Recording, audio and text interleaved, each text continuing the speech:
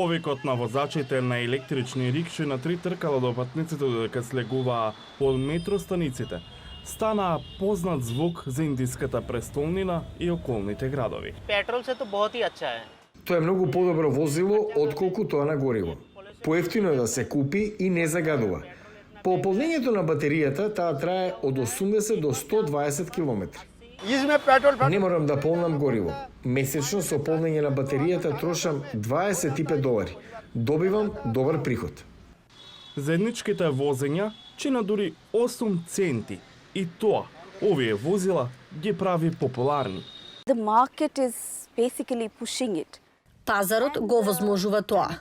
Тоа се оние мали патувања, како од метро до дома или пазар, од автобуска станица до канцеларија. Возилата со 3 или 2 тркала ја водат транзицијата на електричната мобилност во Индија. Тоа се 90% од електричните возила во државата.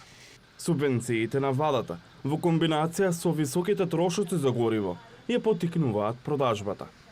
Електричните возила на 3 тркала играат клучна улога. Пазарот има потреба од патување.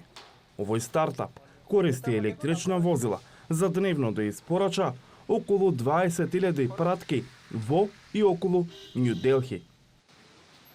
Sustainability is something which is very close to our heart. Одржливост е нешто што не е ни близу до срцето. Сепак, ние сме луѓе од новата генерација, ние сме многу нова, млада, агресивна екипа, мислиме дека на некој начин придонесуваме за екосистемот. Значи, ги усвоивме електричните возила како основна технологија. Префрлувањето на електрични возила е важно за градот, бидејќи милиони возила го загадуваат воздухот. It'll help a whole lot. Тоа многу ќе помогне. Погледнете го бројот на возилата што се обидуваме да ги замениме. Ако 10, 20 или да речеме 30% од овие возила ги замениме со електрични, тоа значи дека би имало јас и оттаму има нула емисии. Но предизвиците остануваат. Charging infrastructure is the Инфраструктурата за полнење моментално е болна тема. Ако сакаме побрзо прилагодување на електрични возила во Индија, тогаш треба работиме на ова.